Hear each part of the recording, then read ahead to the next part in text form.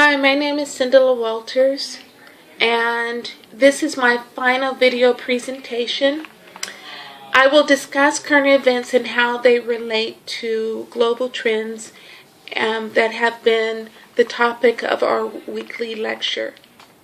I will discuss the trends in migration, population, and health and diseases, and how these trends impact the missions of the church.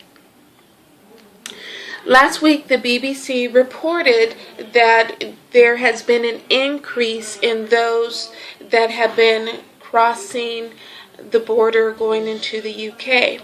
They said that the increase is probably due to the conditions in West Africa and the Middle East. So many are coming into the UK looking for work, or perhaps to migrate, or to spend time with family or friends who've already migrated there. They do see this as a problem, the UK, and they're trying to strengthen their borders. Now, migration is considered one of the defining issues of the 21st century. Because of technology, more and more people move today than at any other point in human history. About 3% of the world's population live in a country where they were not born.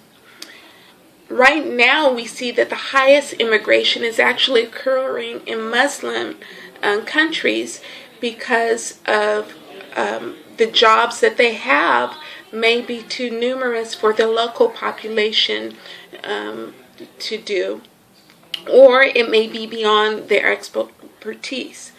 Most foreign workers, once they complete the job, do return home to their families.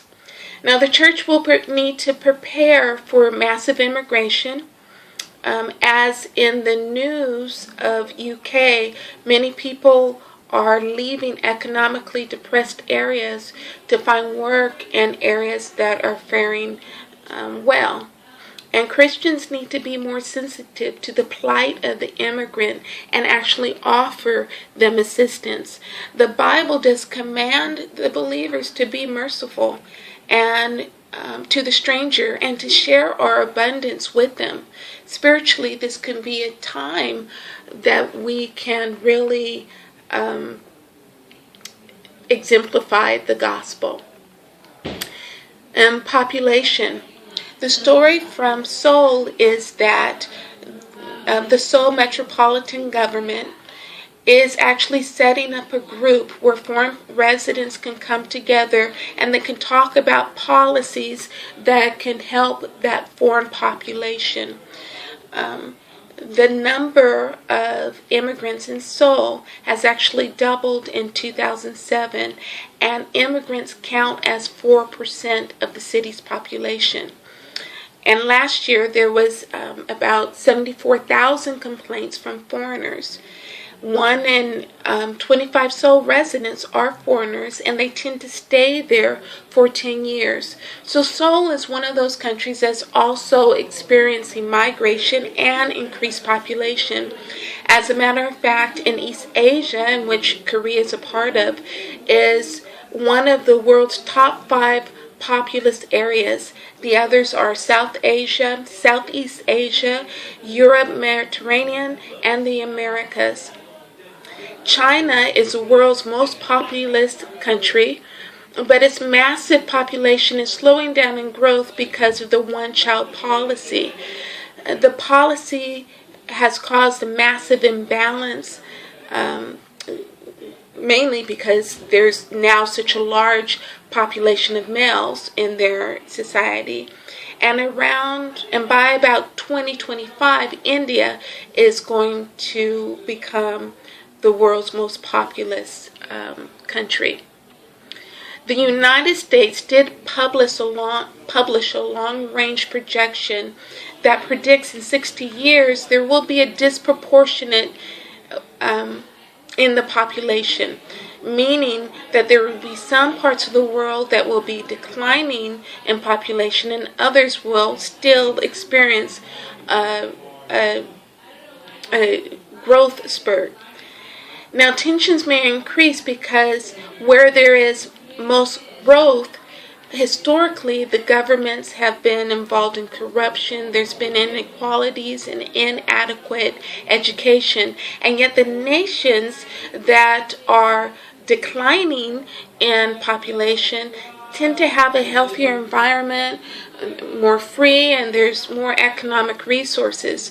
So the poorer and larger populations will either fight to grab a portion of that prosperity, or they'll want to move to that nation to earn it.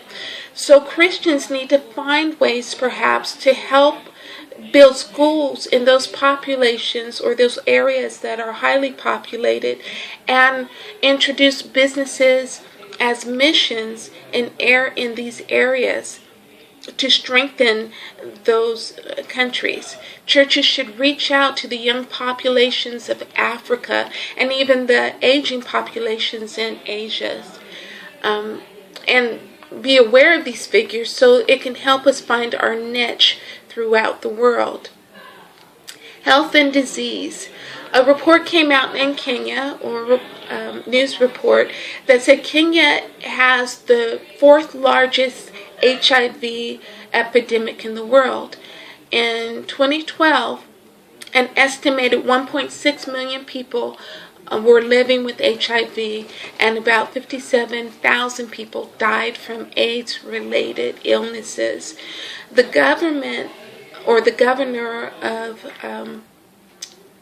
of this city in Kenya, the capital, he was saying that in his country about 633 people, including 34 children, were currently being treated. The problem is that 75% of those who are infected were not seeking treatment. The good news is that in the last 3 years, 48 children in that area were born to infected mothers, but successfully the intervention worked. It was successful, and they did not contract the HIV virus from their mothers. Now, population growth and poverty have made it easier for diseases, for example, that was specific to certain animal population, to jump over to the human population. Pandemics were less likely thousands of years ago because there was less interaction with animals, there was less global travel, and so now pandemics are an enormous threat, and we see things like HIV, Ebola, SARS, and countries are concerned, and their concerns are valid. So, how are we as Christians preparing ourselves? Ever since Jesus Christ laid hands on the sick, it has been a Christian hallmark to want to heal the sick. So Christians and missions should train people